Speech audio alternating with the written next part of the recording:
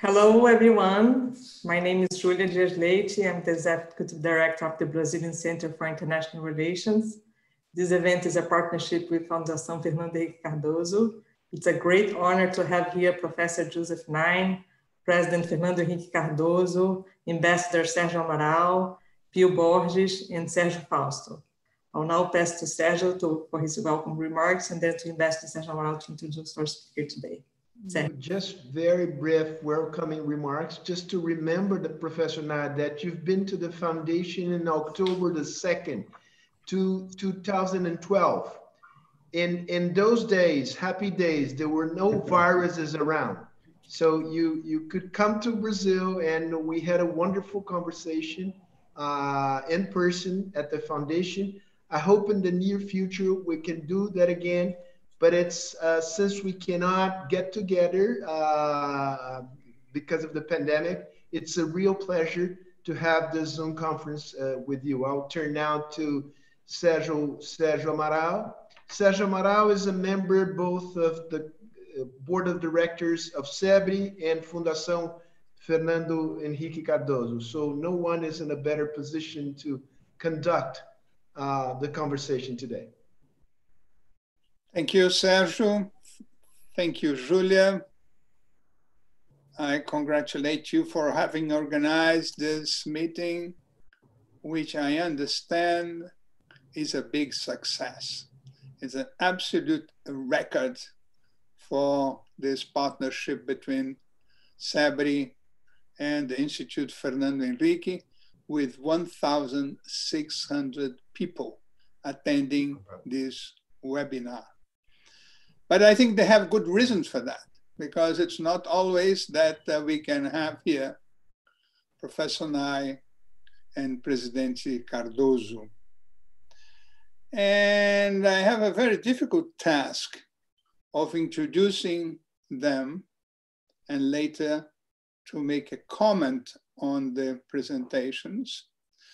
Because if I were to mention what Professor Nine wrote and what President Cardoso did, we won't have time for any presentation, neither for any discussion. So I'm very pleased. And these are two people I like very much. I've been working together with Professor Nine and we were at the same international advisory board from a French company called Total. And I had the privilege of listening to him twice a year in our meetings, and I was very impressed. President Cardoso, I don't have to say much because he's very well known in Brazil. He was elected twice at the first round.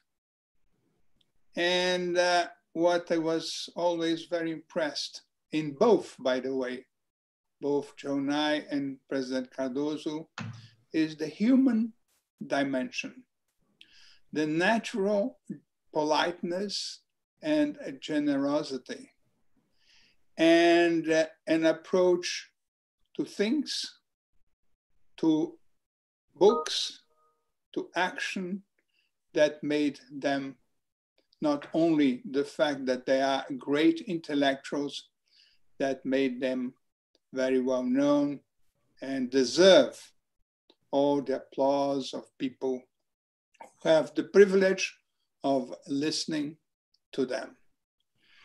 I would like them to ask Professor Nine to begin. He would make his presentation for the time he wishes. And after that, President Cardoso will make his presentation or comments on Professor Nine's speech. After that, I'll make some comments and a question for each one of them. Professor Nine. Well, thank you very much, Sergio. It's a pleasure to be back with you and to be back in Brazil, even if it's only virtually. I fondly remember my previous visits, and I hope in a post-COVID era, I'll have another chance.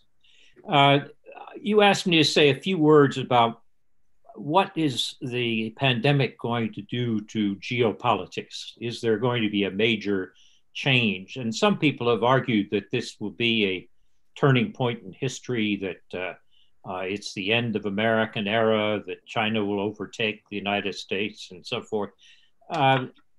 Before we make any predictions, I should say the first thing about this is we need humility, because there's so much we still don't know about this virus. Are we going to have one or two or more waves? When will there be a vaccine? We also don't know what it's going to turn out even on this first wave.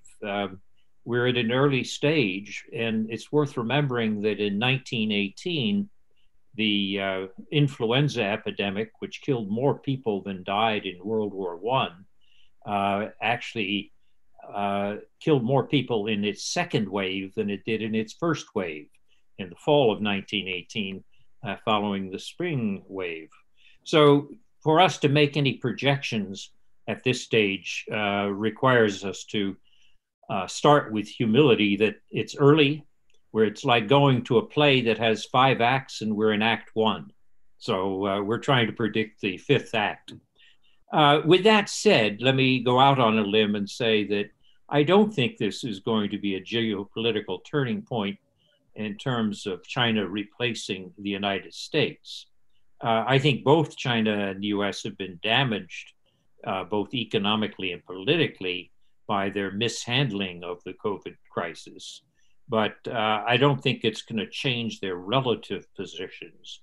In terms of relative positions, the United States spends about 3 times what China does on the military. The American economy is about another third larger than China, or putting it other ways, Chinese economy is 2/3 the size of the American economy. And in terms of soft power, the United States still has a considerable advantage over China. So that sort of relative difference is not going to be overcome by just a few years of the coronavirus. One of the things that I find interesting is that the famous influenza epidemic of 1918, which killed so many people, was far more damaging than the coronavirus, had very little geopolitical effect. Ironically, perhaps it was swamped by the effects of World War I. So even though the virus killed more people than the war had the more lasting geopolitical effects. So again, I don't think you're going to see a change in the relative positions of the United States and China.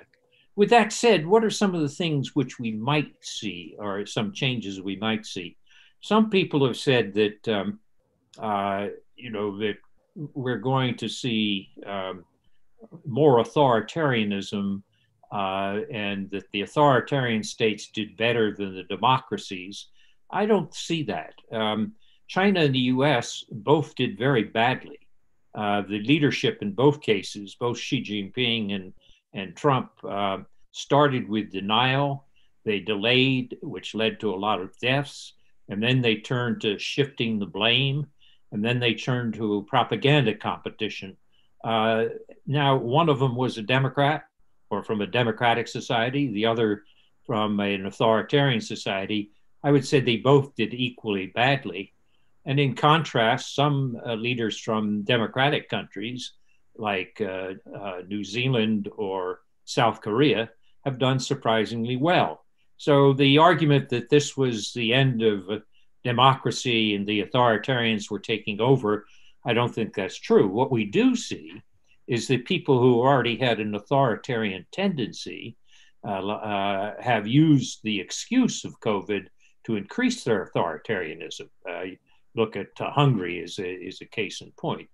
But I don't see this as a proof that democracy is weak and authoritarianism is strong when it comes to dealing with crises. The other thing people say was, well, it's the end of globalization. It's the final nail in the coffin of globalization. I think the crisis, the economic crisis that accompanies the pandemic is certainly going to have very negative effects on the world economy and probably on politics. But to say it's the end of globalization, I think is exaggerated. I think there'll be a decline in some of the economic globalization that we associate with trade. But people ought to remember that there's more than one type of globalization.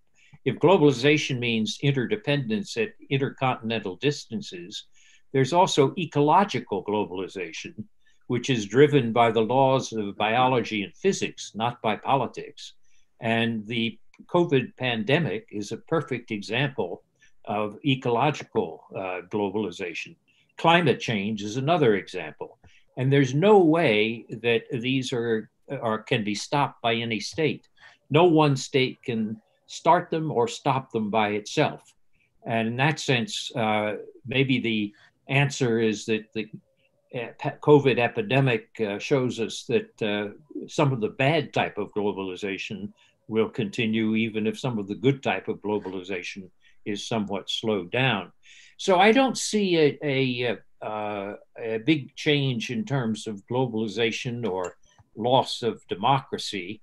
I do think that on the US-China relationship, things are getting worse. In other words, it was already getting bad in the period before the pandemic. And now I think the fact that the two leaders have turned to this competition, this propagandistic competition, indicates that what we're going to see is an exacerbation or worsening of US-China relations, which is not healthy, because when it comes to dealing with pandemics or climate change, the US and China have to learn to cooperate. They have to learn that instead of thinking only in terms of power over others, they have to think of power with others, and that you can't solve these ecological problems unless you work with others, instead of just thinking about power over others. But I don't see that in the leadership we have today. To conclude, let me just say that we had a chance to see a transformational effect of the COVID crisis, but the leadership we have missed the opportunity. I've just recently written a book called Do Morals Matter, with a question mark in the title, Presidents and Foreign Policy since 1945. And I point out that every leader has to defend the interests of his or her country. They're hired as a trustee, if you want, by their people. So they can't fail to protect their national interest. The key moral question is, how do they define the national interest? Do they define it narrowly, short-term, transactionally, it's all mine? Or do they find it in a broad sense, in which it includes the interests of others? And in the period after World War II, when the United States spent over 2% or gave away over 2% of its gross domestic product in the Marshall Plan, they did that because it was good for the American national interest, but it was good for the Europeans too. And the net effect of that was to create a framework in which you had the beginnings of the European Union, as well as a strong Atlantic alliance and a great deal of American soft power as a result. Imagine that in this episode, that instead of taking the position he did, that President Trump had said, I'm going to ask China and other G20 members to join me in setting up a special COVID fund to help poor countries. Because if there's a reservoir of this virus in the southern half of the globe, and it swings back to the north on a seasonal basis, that's bad for us. So we can serve our humanitarian interests and our national interest at the same time by joining together and creating this COVID fund for poor countries. That's not how President Trump dealt with it. It's not how Xi Jinping dealt with it. But if they had, think of the transformation in world politics. Instead of talking about withdrawing from the World Health Organization and greater power competition with China, suppose we had talked about organizing countries to create this common response. In the Cold War, people used to sometimes joke and say the only thing that would get the US and the Soviet Union to bury their differences was if there was a threat from an alien creature from Mars. Well, today we have the equivalent of an alien creature from Mars. It's called the coronavirus too. Yeah. But instead, and he couldn't care less about the humanity or what nationality of the humans it kills. It just wants to kill humans. But how have we humans responded to it? Very, very poorly. And yet we didn't need to. We could indeed have thought of a different approach, which might have capitalized on this crisis to really transform world politics. That's what I mean in my book when I say morals do matter. But we haven't seen that kind of leadership. And I'm hoping maybe next year, if there is a second wave of the pandemic, or if we have another pandemic, we'll have a different leadership with a broader view of the national interest as we deal with it. So those are my thoughts on what we now so far know about the crisis, the effects of the pandemic on world politics. But I'll stop where I ended with a certain amount of humility. At this stage, we're still in Act 1 of the 5-act play. Okay. Thank you. Would you like to make some comments? Yes, or? please. Yes, go ahead. Okay. Well, first of all, I'm in full agreement with what has been said by Joe. I think after the pandemic, probably we'll turn back to the old days in one specific sense. America will continue to be the greatest power, no doubt about. China is ranking second and is making progress, but anyhow, the American power is still the most important power in the world. Well, and probably after the, how can I put, the state of alert produced by the coronavirus, again, those national interests have a weight. And every national leader has to pay attention to the national interests, no doubt about it. But I remember, since I'm old, so that's the only advantage of being old is you can remember something. So I remember, first of all, the influenza in Spain, so-called the Spanish influenza. But my mother and my father were speaking all the time about the Spanish influenza. Well, probably was more strongest effect than coronavirus. But anyhow, what I would like to stress is a different thing. After the Second World War, we had Churchill, Stalin, and Roosevelt. There is a interchange of letters between Stalin and Churchill, very interesting. They are proving to the world that it's possible, in spite of difference in national interests, to cooperate to some extent. This is what is now I think is not being effective in the world. The world leaders in nowadays have a less, how can I put, planetarian vision, you see? So this is a big problem. I lament the fact that maybe in Germany, the President Merkel has to leave power to others. I don't know if this lady will be replaced by someone in Europe capable to have the understanding that is necessary to promote the union in Europe. What has been seen now in UK is great, is dramatic. The fact that UK is trying to abandon the European Union. But normally, looking from the Brazilian perspective, what is important is the fact that we are quite far away from America and from China. Both will continue to be important players in the world, but we are far away. So we don't have, I think this what's not necessary in our case is to decide about some struggle non-existent yet between US and China. We have to, I think it's important, I agree with your argument. What is necessary is a moral argument in favor of the humanity. So the only role that Brazil can play is to express this, the more humanitarian view.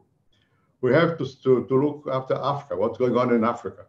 Probably not yet, because the virus is not yet entering in Africa, but it will be tragic. What is happening now in Brazil? The virus starts in the middle of high-class people, those who have traveling to Europe or abroad.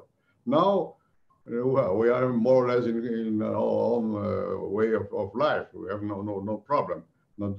But if you look what is happening in favelas or the shanty towns in general, the periphery of the big cities, is a disaster. Because hopefully we have a health service, a universal health service, named SUS in Brazil, which is important. But in spite of that, the poverty is our main problem, inequality. I think that after the pandemic, this will continue to be our main question, my main problem. And I hope that the Americans and the Chinese will try to cooperate each other in trying together in solving these big human problems across the globe. I'm not sure if they will be capable of that. And I'm not sure because of different reasons. First has been said by Joe, the lack of leadership. Unfortunately, this is necessary. Without leadership, it's impossible to move away. We will stay in a situation of despair. But it's not just that. The way how people connect each other now, nowadays is quite different from what it had been before.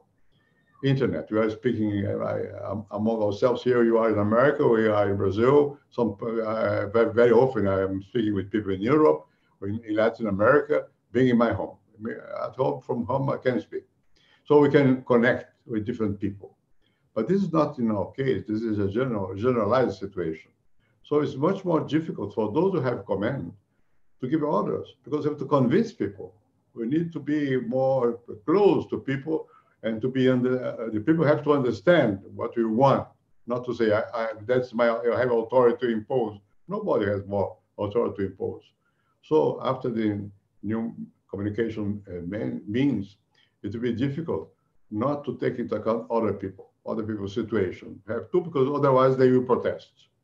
That's good, and have some problems too, so from the point of view of those who have power. I remember I was living in Paris in '68. I was professor at the University of Paris in Nanterre. Well, this was the beginning. I was highly impressed by the fact that what really made a kind of connection between people was TV and radio.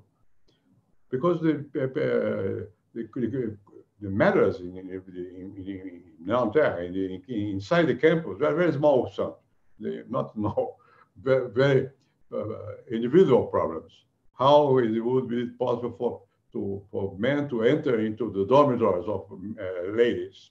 This was the main question there.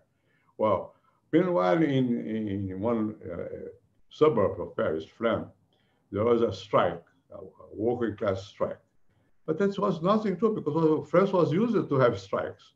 So what connected that was the sense produced by TV and radio, and that the things in life are not in good shape, in general terms. The number of people that decide to divorce was enormous in Paris during the May events in '86, I guess. I don't remember. Well, so this is a very profound transformation. We can speak each other, independent from stable structures, governments, parties, enterprise, so on and so forth. So this is a new world. And I hope that the leadership in the world will take this into account, that in this new world it's difficult to impose anything. We have to convince people. So the new way we are living now are more favorable to democracies than to authoritarian rules. I know that's possible to impose in I don't know, in Turkey, I don't know where, in North Korea, could be. But in any case, we Brazilians, we are Westerns. I'm not saying that because I like to be, I am. I have no alternative. So we love freedom, we love people, independent people. So this cannot be changed immediately. It will be impossible to change this. The same applies to America. I don't know enough. United States, I lived there for some time, several times. but I don't know the feel. But I had the sense that that is the feeling in America. So why not to have this sense that our democracy is in danger? At least the authors I read recently, they are speaking about internal deterioration of the destruction of democracy, but internal deterioration. How democracies die. This is the title of one of the volumes I read. Well, that's possible, but it's not because of China. It's not because of the enemy. It's an internal disease. It's not an external disease. I hope that after the coronavirus, we'll be capable to understand more what has been said by Jojo. The fact that we have no alternative. We are interconnected. The global economic structure are there. They are not just a globalization, will not disappear. And on the contrary, disease will be more global as we are now facing the coronavirus. So we have good moral arguments to cooperate and not to be in permanent struggle. So that's the comment I would have. It will be totally in favor of what have been said by you. I do agree with you, clearly agree with you. And let's see what the audience will ask us about. Thank you, President. Now I think that it is my turn. And I will start with Professor Nye as our guest today. And Joe, I would like first to ask you to elaborate a little bit more on what you said about geopolitics. Because, and Martin Wolf has a very good phrase about the coronavirus when he says, coronavirus doesn't bring something new. It only speeds up history. And I would add, bring some pressure on the existing vulnerabilities that what President Cardoso has just said. But which was the evolution before? Were we in the direction of geopolitics? Walter Russell Mead wrote a few years ago an article in Foreign Affairs saying the return of geopolitics after Russia invaded Crimea. And others say that we are back to the system of balance of powers. What do you think about that? Because the multilateral world is under many threats. Is the balance of power back? This is one point, a small point. But my main point is the following. I used to go to New York and sometimes I would visit Professor Kissinger. He is a good friend of Brazil. He likes to have news about Brazilian soccer. How is the soccer? How are the teams? He knows the teams, he knows the people who play. Yeah. And I asked him when the trade negotiations between the United States and China had started, what he thought about that. Would that be possible to have an understanding or a positive result? And he was confident. He said that since the Wall Street and the financial community was interested, Mnuchin, the Secretary of the Treasury, was part of the missions to China. These would bring a positive contribution because the financial community was very concerned with the impact of the so-called trade war for the markets. And then I asked him, and in case they don't get a deal, what will happen? And he said, then we are going towards a confrontation and all other countries will have to take their sides.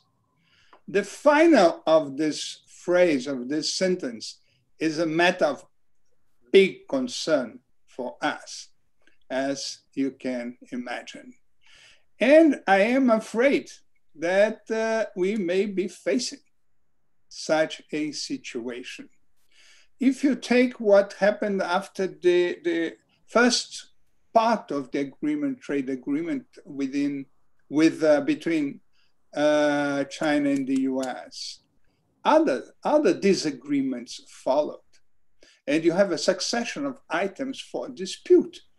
It was no longer trade, then became technology, then became the Chinese model. Then you have decoupling, which I think it's difficult even to consider that you could separate the value chains which have been integrated along many years. But now I think we are going, and this reminds me of Clausewitz when he said the logic of war is the escalation to the extremes. And I think we are escalating. We are not. China and the US are escalating. Trump became more aggressive more recently, and Chinese became more assertive in Hong Kong, and they were also more assertive in other parts or in other subjects. This is a matter for big concern for many people. In Europe, for instance, Macron was one of the first to say, if we are to go in a fight between sovereign and powerful states, we also had our sovereign points to raise. But I think we should first separate what should be collective action. And he is very defensive with respect to multilateralism, which has to remain as a center for discussion of public goods, and the bilateral, more powerful or sovereign conflict between the United States and China. Other countries are also concerned. Prime Minister Lee of Singapore, and Singapore was able to do almost a very good job in navigating between the East and the West, the East and the West, between China and the Western world. They are very, also very concerned. And now you have India, which was also trying to balance their political priorities. And now, after China occupied a stretch of the border between India and China, is evolving into a direction of a closer relationship with the United States. And the point for us is, should we take sides? Or Brazil cannot afford to do that, because we have very good relations with both sides. The United States and Brazil, as President Cardoso stressed very well, we are part of the same family. Our origin is the same. We come both from the 5th century before Christ in Greece, from Pericles. And this is our vision of the world. This is the way you think. This is the way we live. This is part of the family. We will have necessarily to have good relations with the US. But China is an economic reality and very strong for us, because we have complementary. We have what China doesn't have. We have water and we have land. So we'll always be competitive in agriculture. So my concern, I don't know whether it is the concern of this government, is the fact that the world competition, the strategic competition between China and the US, is already in our region. It is in Latin America. And the case of Huawei is the best example. So is it possible to think that the competition in which we are a kind of a theater, a space, this competition will leave us the space for autonomy? And if we are to fight for the autonomy, which I think we should, how? This would be my question. Well, it's a very important question, Sergio. And I agree with your premise, which is what the pandemic has done is accentuate or exaggerate pre-existing trends rather than reverse them. And one of those pre-existing trends was a worsening in US-China relations. There was a feeling, let's say 5 years ago, 10 years ago, that having good economic relations with China was good economically, but it would also help China to open up, to liberalize. It wouldn't become a democracy as we think of it, but it would lead to more opening, more middle class, and so forth. And Xi Jinping has really reversed that. You've had tighter and tighter party control. And this crackdown on Hong Kong is an example of this. So this problem was already existing before the coronavirus. Trump basically saw it mostly in economic and trade terms. And this is why he pressed so hard for the trade deal.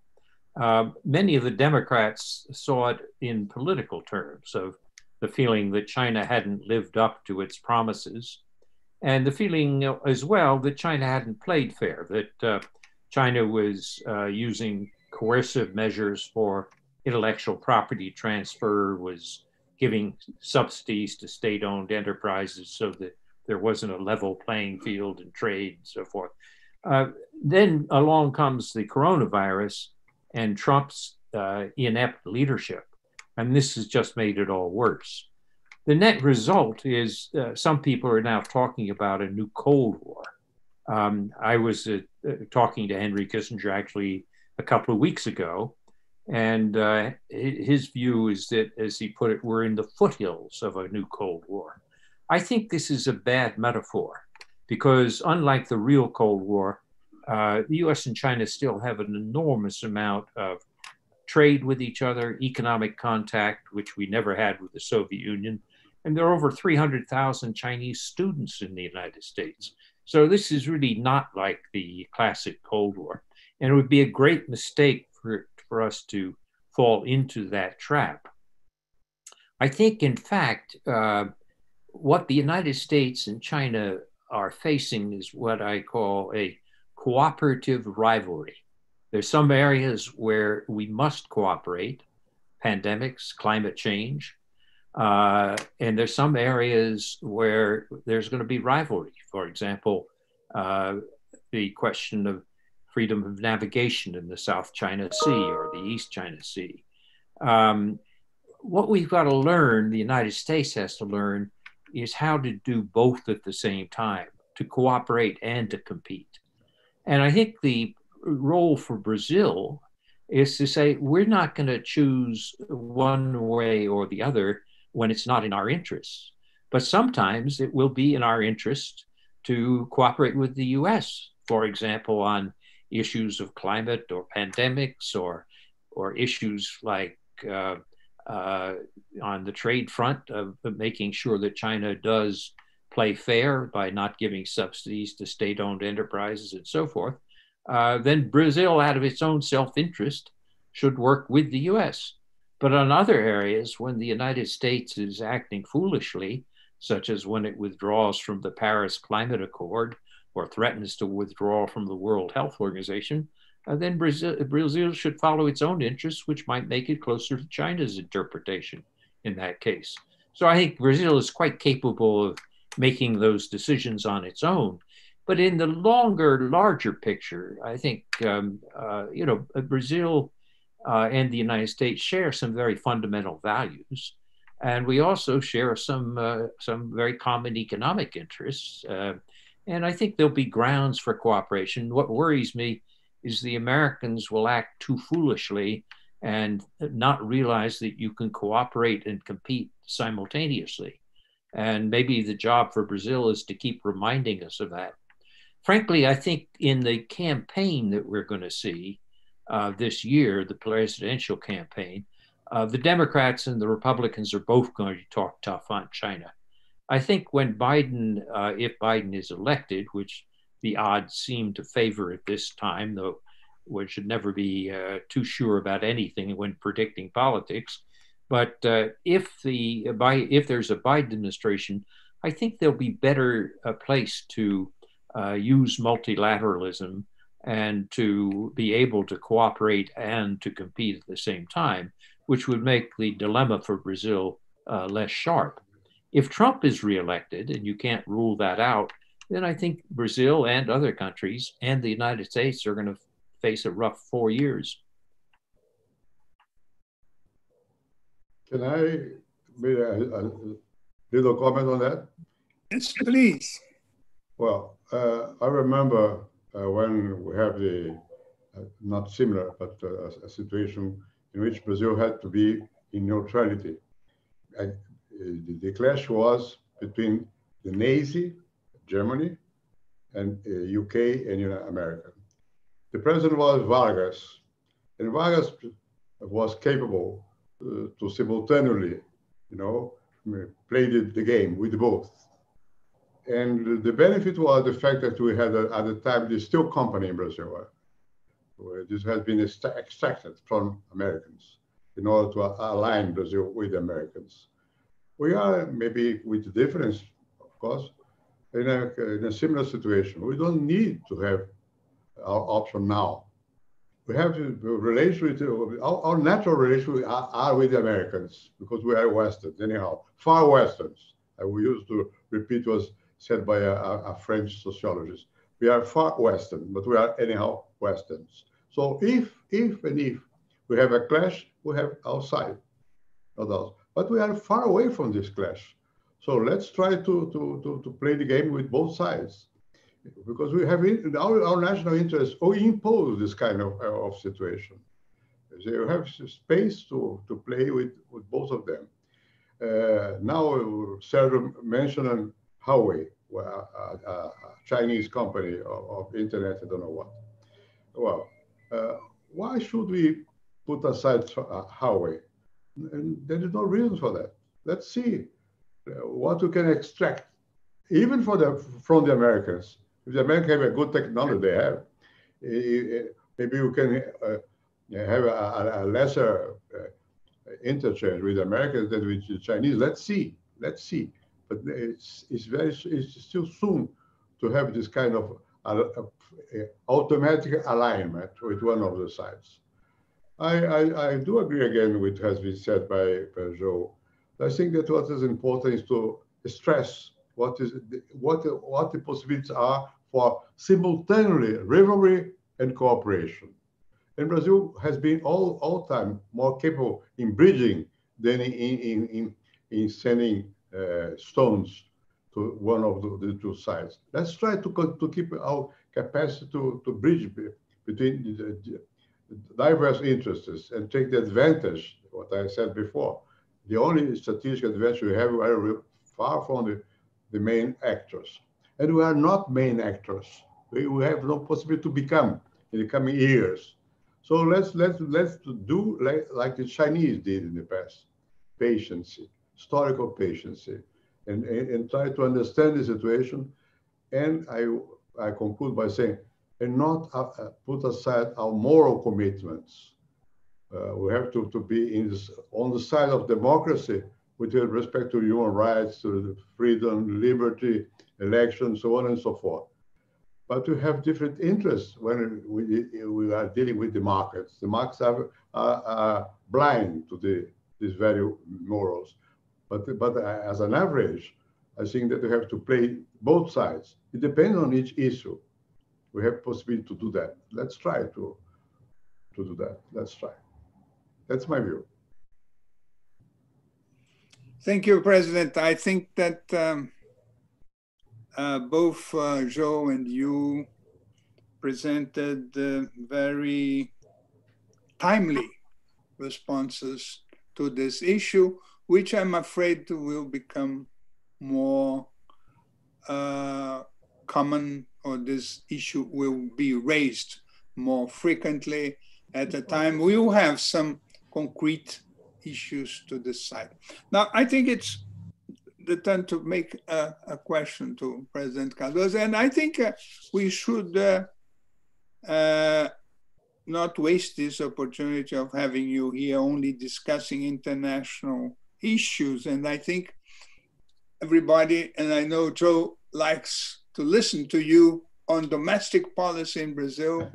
I would raise a question which is international, but which is also a big domestic challenge. And in this respect, I would quote Arminio Fraga in a very important interview he gave to Valor some weeks ago, in which he says Brazil, after the crisis,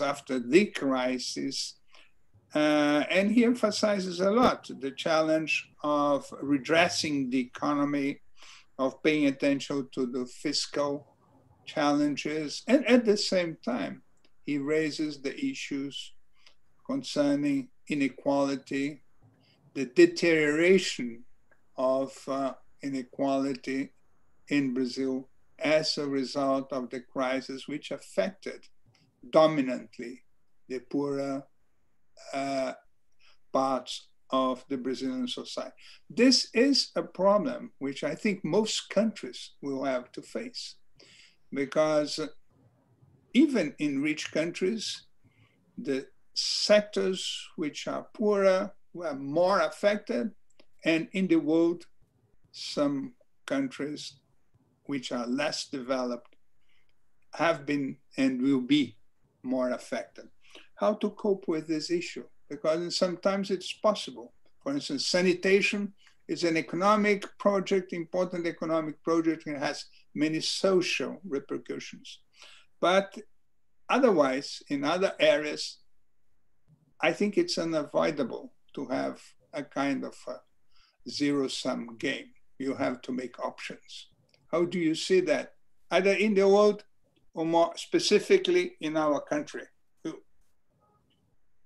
Well, of course, in the world, we have to make some options, no doubt about it. I said before, we have automatically our option. We are Westerns, but Western anyhow. But we are not in a point in which it is necessary to take this decision now. Domestically is different. Domestically, we have to, I have this sense that it's necessary to look after the fiscal equilibrium anyhow. I came from the real plan, from the inflation, so on and so forth. So I am always aware with the fiscal situation. We are in very bad shape in terms of the fiscal situation.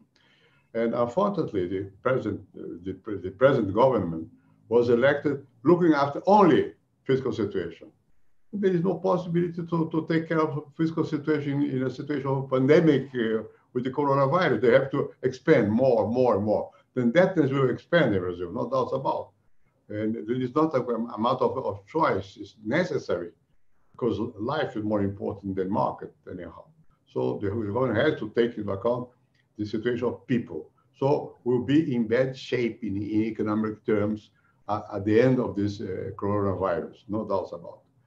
Well, but this is not enough to say, well, let's be blind. No, we have also to take into account the necessities of the country, infrastructure, so on and so forth.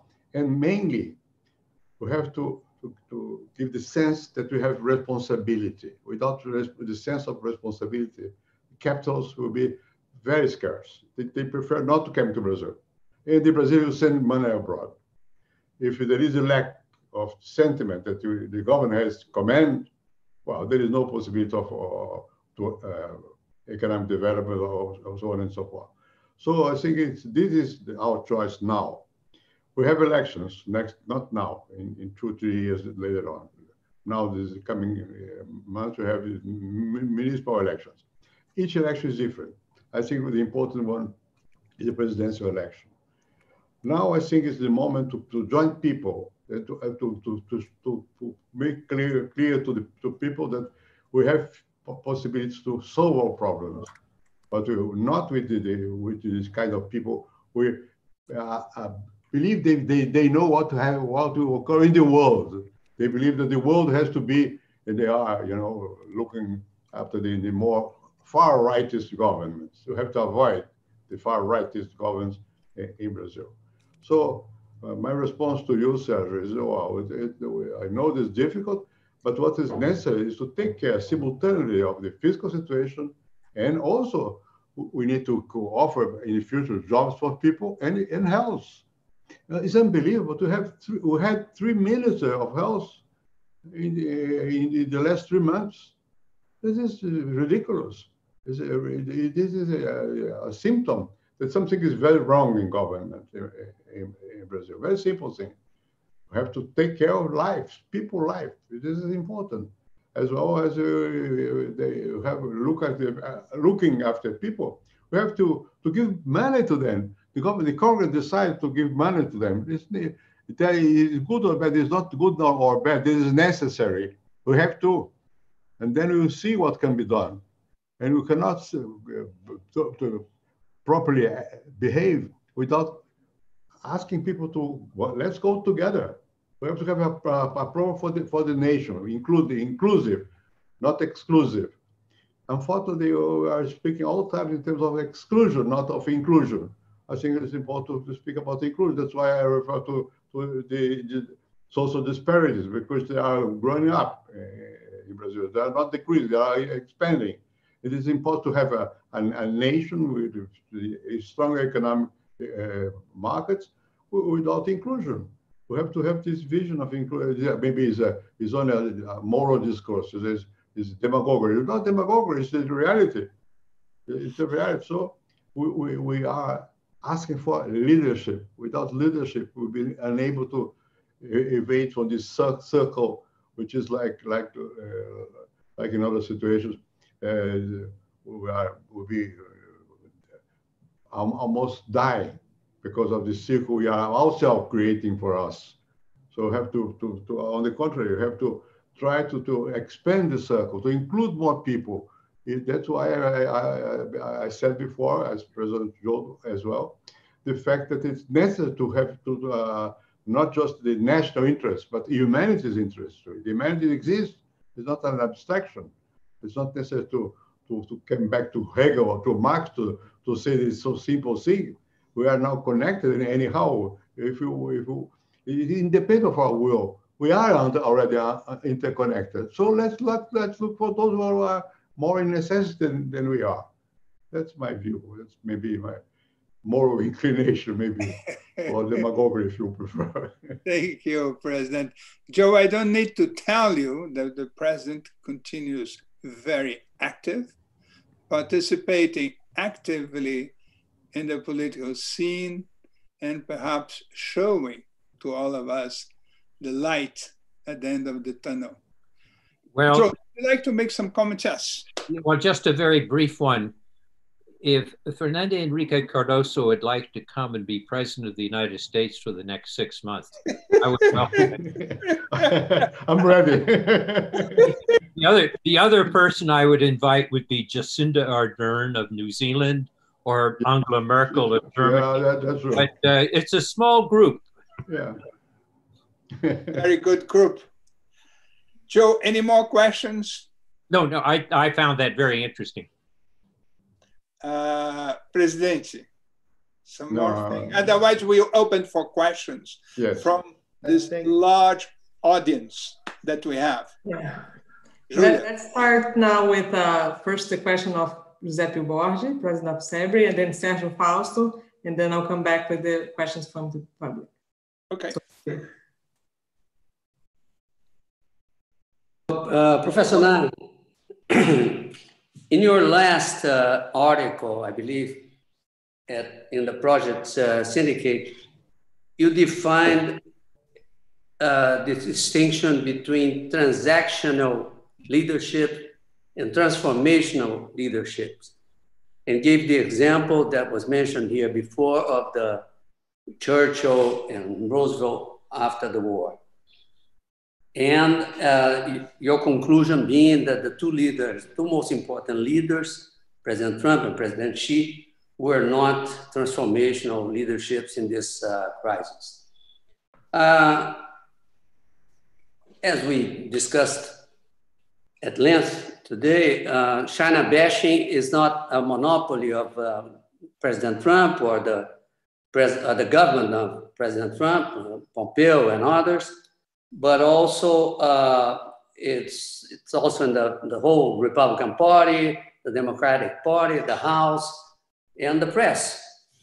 So first question, would a Biden president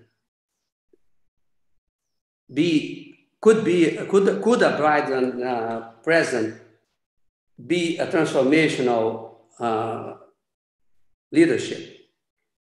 And second question, what would you think a transformational Chinese leader could have done during this crisis? Thank you. Well, those are very interesting questions. Let me give you an example from a different country and a different time.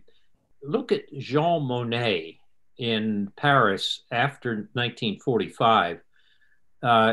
France had been invaded by Germany 3 times in 70 years. And the great temptation after a bitter war like that would have been to hold Germany down, to take away the Saarland or the Ruhr steel area. Monet said, if we do that, we're just going to repeat the history of the past. If we instead try to collaborate and define our French national interest as creating a broader European coal and steel community where we cooperate together, maybe we can escape the history of the past. And of course, those were the origins of the coal and steel community, which led to the European Economic Community, which led to the European Union. And today, the idea of France and Germany going to war is really unthinkable. They may have differences, but it's unthinkable. That was transformational leadership. And so in that sense, if you ask, could a Chinese leader have been transformational? Yes, he could have, Xi Jinping could have said, we admit that this virus started here in Wuhan. We're going to set up a special independent commission under the World Health Organization of scientists to understand the transmission from animals to humans. And we're appealing to the United States and Europe and Brazil and others to join with us in creating a new fund to help poor countries. That would have been a big, big change.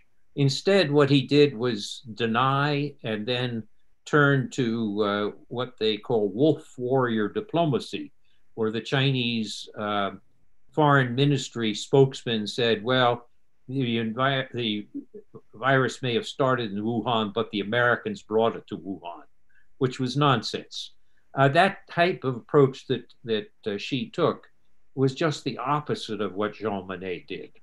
Or if you take the case of Trump, in my book on Do Morals Matter, I cite the case of Harry Truman and the Marshall Plan.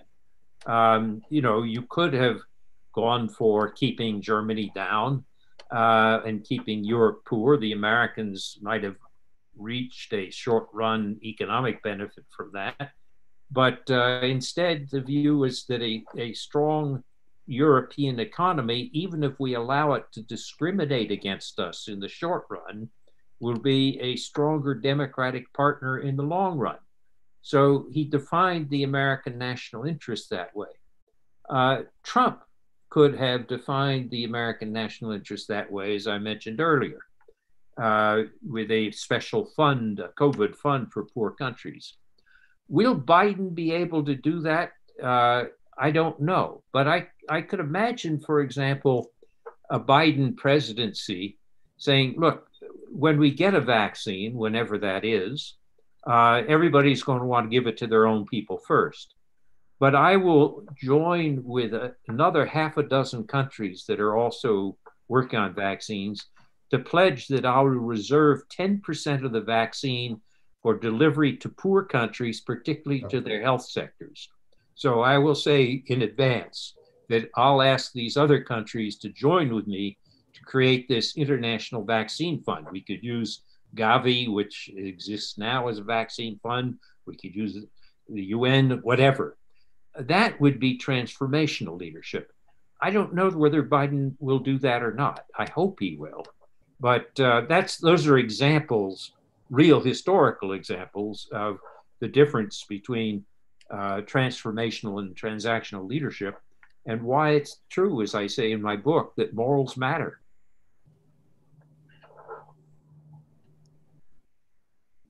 My turn now, I suppose. Sergio Fausto. All right, I would like to explore a little bit more the hypothesis of Biden being elected in November, and I have a couple of questions in this regard. The first one is, electorally speaking, how important is U.S.-China relations? Is this an issue which is may prove to be relevant in the outcome of the election, or no?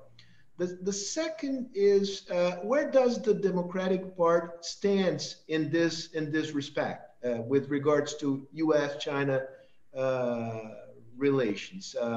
Considering that the Democratic Party is in flux. I mean, there is a new crop of leaders who are center to left, to which human rights ranks high in the agenda. Will that be an additional friction point in U.S.-China relation, or we should expect Biden to be a kind of mainstream Democrat and not really be as assertive as the left wing of the party would like him to be with regards to human rights in China and elsewhere? Well, if you ask, will China be the determining factor in the election? No, it will be a political football, which the two sides will kick back and forth.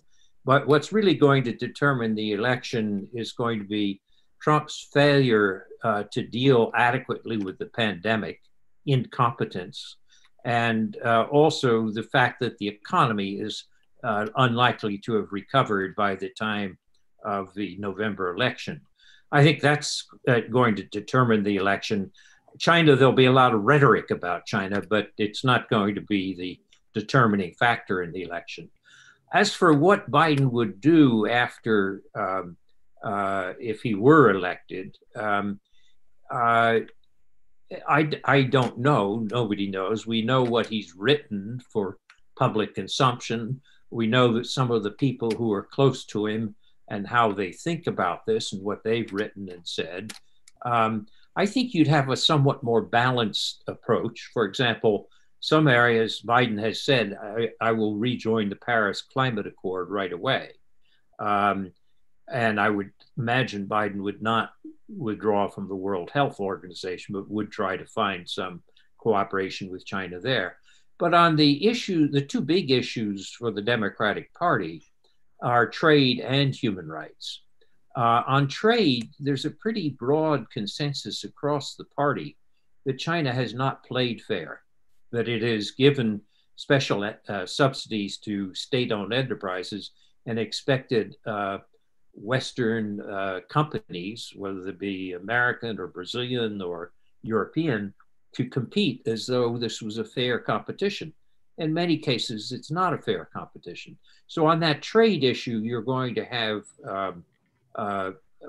both across the whole party, left and right, a feeling that China is going to have to change its behavior. On the human rights, I think the Democrats have a long history of taking a strong position on human rights. And the current situation in Xinjiang is going to create a difficult set of questions relating to human rights. And we'll have to see how much China cracks down on freedoms in Hong Kong. But I think the human rights issue is probably going to be an important issue as well. I would still point out that despite differences on trade and human rights, it's possible to cooperate on some other things at the same time. Even at the height of the Cold War, when the US and the Soviet Union were deeply ideologically divided, we were able to cooperate through the World Health Organization to eradicate smallpox and to avoid nuclear war. So, I mean, what we've got to learn is, yes, there's going to be tension. It's going to increase, whether the Democrats or Republicans win, but it doesn't have to mean no cooperation. And it doesn't have to mean a new Cold War. Thank you. Okay, I'll start now with the questions from the public. There are two questions about China. One is from Arminio Fraga. Can China grow into a more open society without the US as a role model, a soft power leader? To put in another way, Kindle warned that the lack of a hegemon during moments like these are dangerous, are sliding into a serious problem. Luis Fernando Furlan asked also about China. What are your thoughts on what could be called a Chinese new colonization with a new Silk Road, with investments in emerging world in infrastructure, acquisitions and companies, and government financing? Well, China has famously both state-owned enterprises and private enterprises. But what you find is with many of the private enterprises under Xi Jinping, there has been a structure of holding companies and party representation on the top leadership, so that the state has become increasingly powerful in determining the actions of what appear to be private companies. This is sort of a neo-mercantilism. This makes it very difficult to reach agreements, which in normal market conditions you would call purely merchant conditions or commercial positions. In fact, the Chinese see a political dimension. And the so-called Silk Road, including the digital Silk Road and the health Silk Road and so forth, are examples of this, in which what's good for Chinese companies, whether private or quasi-private or state-owned, is carefully guided by the interests of the Communist Party of China. So there's a difficulty there, and that goes to this question that 10 years ago there was a widespread belief in the United States that China, as it developed, as per capita income went up above $10,000 and you developed a large middle class, people would want a greater degree of liberty. And it wouldn't be democracy as we think of it in Western terms, but it would allow more freedoms for people to say and speak and do things. And the trend has been away from that in recent years. That has hurt China's capacity for soft power. A lot of American soft power comes not from the government, not from the Voice of America, but it comes from everything from Hollywood to Harvard and the Bill and Melinda Gates Foundation. And so in many ways, fortunately, the United States is much more than the government and much more than Trump. And that's what makes me think that at some point after this period, the US will recover its soft power. But as China clamps down on its civil society and expels people like the great artist Ai Weiwei, among others, this means that they can't call upon this reservoir of soft power that's in civil society, and it makes it much harder for them. So I 10 years ago, I was more optimistic about how China might evolve. Now I'm more concerned, or to put it properly, I guess, it's taking a lot longer than anyone expected. Okay, I also have 3 questions here on multilateralism. One from Octavio de Barros. Could the concept of a cooperative rivalry be the elements that could guide a new multilateralism? Milton Seligman, what role will multilateral institutions play in a post-COVID world? And Lucia Kaufman asked, what extent can the new configuration of Europe play a leadership role in a new multilateralism? You want to go first? Sure. Oh, okay. All right. I think the need for multilateralism has been illustrated by the pandemic. In other words, the idea that we can solve this by ourselves, any of us, is simply not true. Virus doesn't know anything about borders, and it means you have to cooperate. I think you could imagine after this pandemic, people will take more seriously the warnings that have been available for more than a decade or two, which is that pandemics are coming. This is not the last one. Indeed, as I mentioned earlier, compared to the 1918 influenza, this pandemic isn't the worst. There may be worse coming along. We are going to need to cooperate. You have to do this multilaterally. Maybe after we've reached the peak of this crisis, we can think about ways to strengthen the World Health Organization, to create strengthened funds like the Gavi Fund on vaccine, other types of funds. We may also find that there are various network type of multilateralism. The Gates Foundation has been working actually to get a group of private foundations and non-governmental operations to work together to deal with some of these things. So I think the nature of the problems are going to drive us in the direction of having to do more multilaterally. And maybe the lessons of the pandemic, after we come out the other side of it and realize how poorly we've done, will make us realize that it's time for new initiatives. There'll also be new initiatives or need for new initiatives in more traditional areas. I'd mentioned earlier strengthening the Paris Accords on climate, but we also are going to need to think of what do we do about the World Trade Organization. We had a very good Brazilian running it, but now we need to move to a new director. But we're going to have to develop rules which do not give China a free ride on state-owned enterprises and subsidies. We're going to have to ask if there is decoupling. In some areas, we will allow decoupling, but let's not let it spill over into other areas. So I think there will be a strong need for more multilateralism. Whether we pick that up or not will depend to some extent on the American election. But it'll also, some of the mid-powers, the mid-level powers, can take a lead in terms of trying to push for this as well.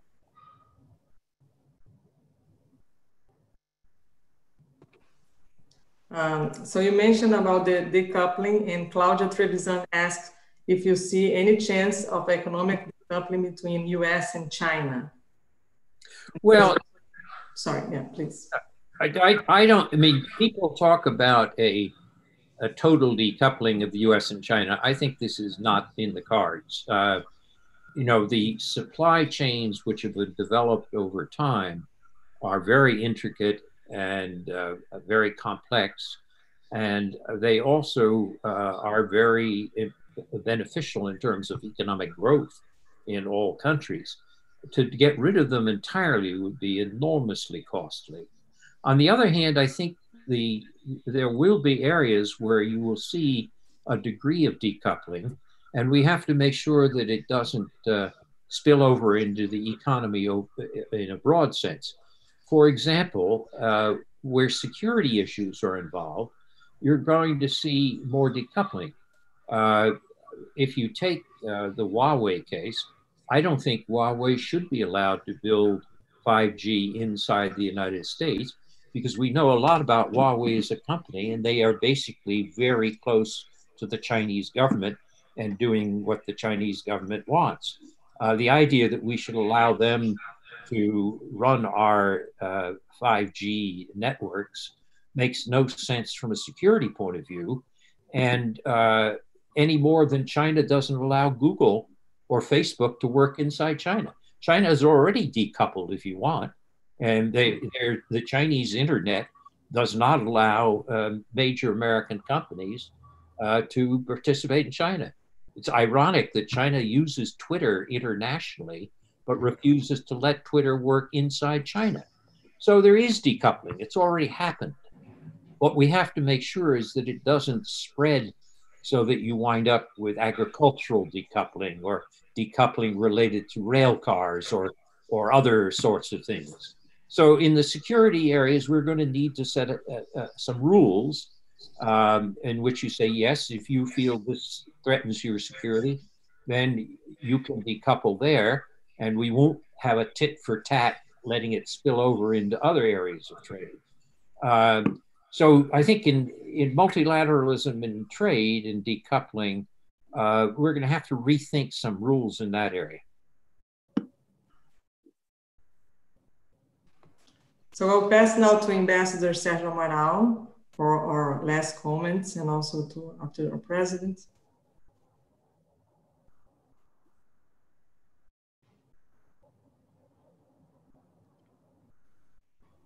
Sérgio, você está com mudo. No, I'm hearing you. Yeah, now. So, okay. President, would you like to say some final words to stress some issues? Well, I am in full agreement with what everything that Professor Nye said. So I don't know what's going on in America. I think it's very important for the world to look cautiously what will happen in America, because this is a crucial question. It will affect us. And I do agree that at the end of the pandemic situation, we have to pay more attention to the possible revivals of other viruses. The world is integrated. I don't believe on the non-integration of the economic system in the world. It's no more possible by simple reasons. We are, by technology, you have to integrate because we are capable to produce massively. So we need also massive consumption. So we need the world. So it's better to invent and to imagine possibilities of cooperation. I don't believe in the non-multilateralism. I know that in multilateralism, there are some of the powers which are more powerful than others, no doubt about. But anyhow, it's in our benefit to increase multilateral dealing with the situation. So I think that we have to move against the trend, which is toward no multilateral actions. I have to recognize, I think that everyone recognizes that there is a populism, a rightist populism mounting in the world. This is to me, is a threat, is a danger. We have to counterattack this, and we cannot counterattack the populism just by saying, well, let's be more ourselves. No, let's be more integrated. Let's be more in favor of multilateralism. But we have national interests. Professor Nye recall, it is true that in some areas you have to be very, how can I say, very attentive to the facts. They exist. So with respect to China and the Chinese, the presence of China, it's like the presence of the Americans. We have to look after with Brazilian eyes.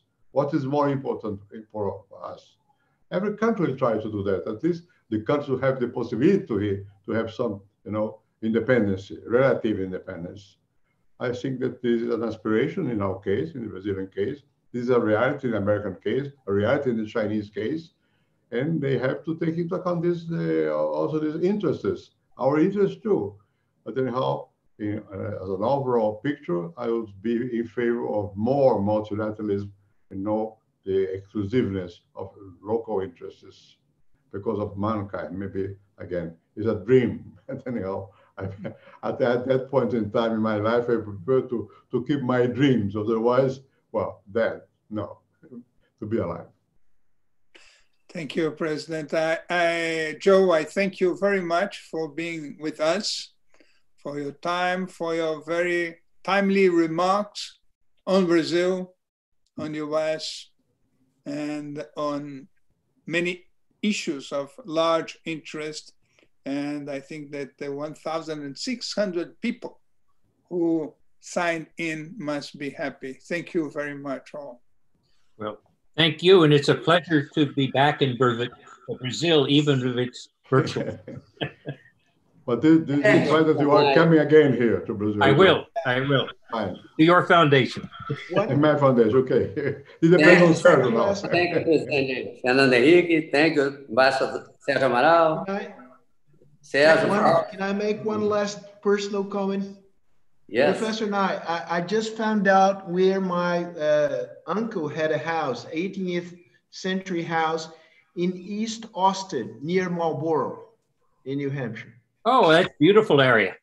Good. Is it far away from where you are? Well, it's about 60, 70 miles, yeah. All right. Not too far. Well, 1 hour drive. Yes, Thank exactly. you, Julia. Thank you so much, Professor. Thank you, everyone, for Nice to see everybody today. Bye-bye. Take care. Bye-bye.